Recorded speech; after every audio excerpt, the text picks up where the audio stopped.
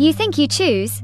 You think every decision today was yours, clear-eyed, deliberate, free. But your brain made most of them before you even noticed you were choosing.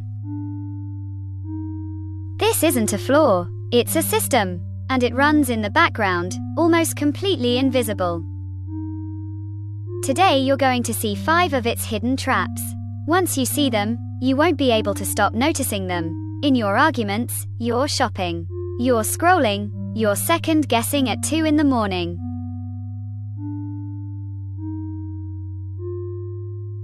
The first trap is one you felt without ever naming it. It's why you Googled something once, and 20 minutes later, every link you'd clicked agreed with you. Psychologists call this confirmation bias. It means your mind doesn't search for the truth, it searches for evidence that already agrees with you. A researcher named Peter Wason ran a simple experiment to test this. He gave people a sequence of 3 numbers, 2, 4, 6, and asked them to figure out the rule behind it.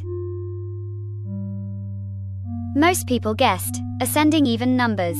Then they tried to confirm that guess. They tested 8, 10, 12. They tested 100, 102. Every test came back true, so their confidence grew. But almost no one tried to break their own theory. The real rule was simpler: any 3 ascending numbers at all. 1, 2, 3 would have worked. So would 5, 50, 5,000. The participants weren't stupid. They just never tried to prove themselves wrong. Nobody does, instinctively. So picture this. You're arguing with someone you love about something small. Who said what? Who forgot what? Who started it? The moment your mind picks a side, it stops gathering evidence and starts building a case. Every detail that supports you gets remembered in vivid color. Every detail that doesn't gets quietly filed away and forgotten. You're not lying. You just stopped looking. How many arguments have you won in your head simply because you only replayed the parts that proved you right? The second trap moves faster. It doesn't need an argument. It just needs one number, dropped early, before you've had time to think. In the S, Daniel Kahneman and Amos Tversky ran an experiment with a rigged wheel of fortune. The wheel was built to stop on either 10 or 65. Nothing else. After watching it spin, participants were asked an unrelated question: what percentage of countries in the United Nations are in Africa?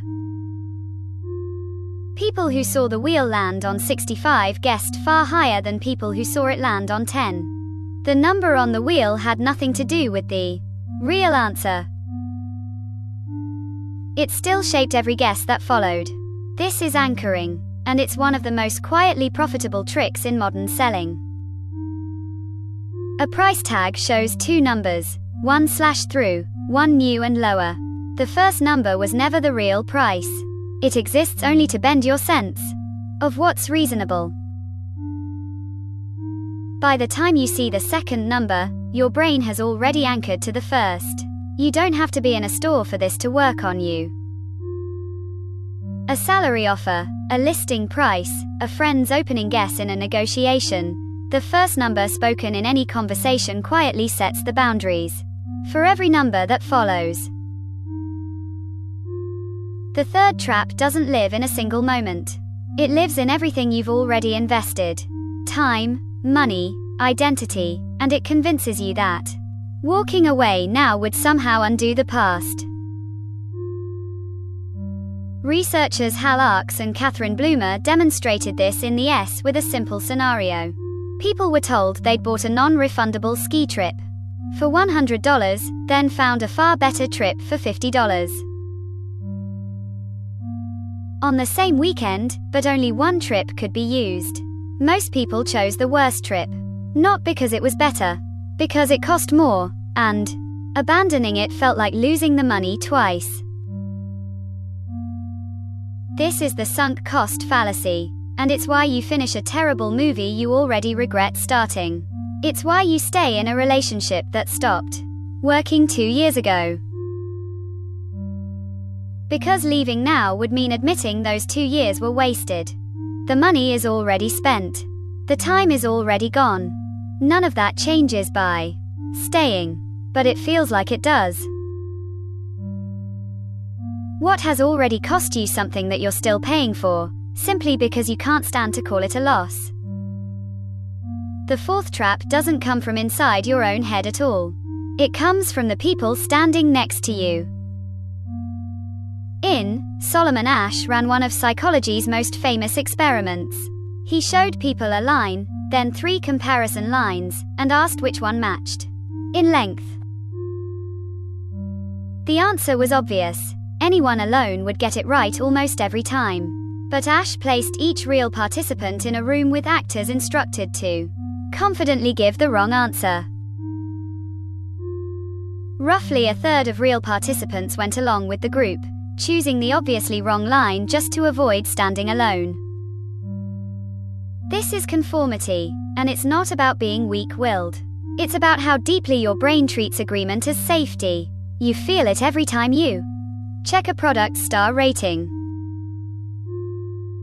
Before reading a single review, you feel it when you hesitate to disagree in a meeting where everyone else already nodded. The group doesn't have to be right. It just has to be unanimous, and unanimous feels like truth. The fifth trap is the quietest, and arguably the most powerful. It's the reason losing $20 feels worse than the joy of finding $20 feels good, even though the amount is identical. Kahneman and Tversky named this loss aversion as part of their work on decision-making, work that would later earn a Nobel Prize. Their research found that people typically need a potential gain to be roughly twice as large as a potential loss before they're willing to take the risk. Your brain isn't built to maximize what you could gain. It's built to protect what you already have, at almost any cost. This is why you keep a subscription you never use, because canceling feels like losing something, even if that something was never being used at all. It's why you'll defend a bad investment longer than you'd ever defend a good idea you haven't tried yet. Loss doesn't have to be real to feel unbearable. It just has to feel close. Here's the counterintuitive part. The fix for all 5 of these traps isn't trying harder to think clearly in the moment. By the time you're inside the decision, the trap has already done its work. The fix is redesigning the moment before the decision even arrives, removing the lever before your hand can reach for it. That's why people who actually escape confirmation bias don't try to think more open-mindedly. They deliberately seek out one source that disagrees with them, every time, as a rule, not a feeling. The mobile game that shows your progress before asking for payment is leaning on sunk cost. The shopping app that displays, people are viewing this right now, is leaning on conformity. You don't have to stop choosing. You just have to start noticing the moment the choice was actually made, and take it back.